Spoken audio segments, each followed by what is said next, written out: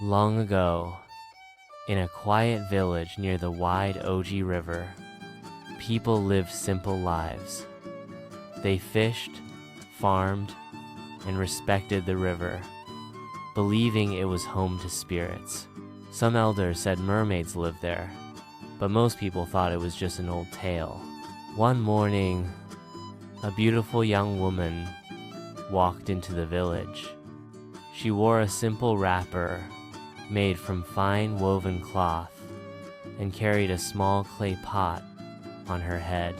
She said her name was Amara. She told people she had lost her parents and came from a faraway village. No one asked too many questions. Her smile was warm and her voice soft like river water. Amara was quiet but kind. She helped the women fetch water, cooked for the old ones, and danced during village festivals. Many young men wanted to marry her, but she chose Obinna, a humble farmer who always treated people with respect. Obinna had lost his mother and lived alone in a mud house with a thatched roof. They got married in a traditional ceremony. Amara wore red and white beads and a wrapper with patterns of water waves.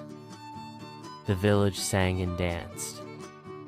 For a while, everything was peaceful, but strange things started to happen. At night, people heard water splashing near the river even though no one was there.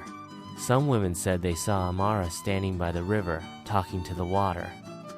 One old woman, Mama Uju, watched Amara closely. She told the village chief, "That girl is not from here. She came from the river." One day, a group of women followed Amara after the evening market. They saw her at the riverbank. She removed her wrapper, and her legs turned into a fishtail. She swam deep into the river, then came out again, turning back into a woman.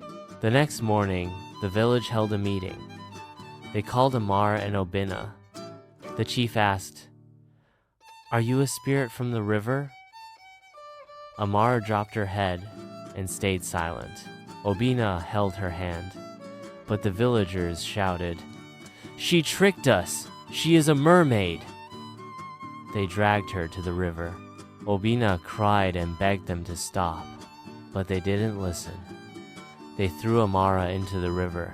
She vanished beneath the water and never came back. Obinna stayed by the river every day, calling her name, but she was gone. Some say she still watches him from the water. Others say she was punished for loving a human. But one thing is sure.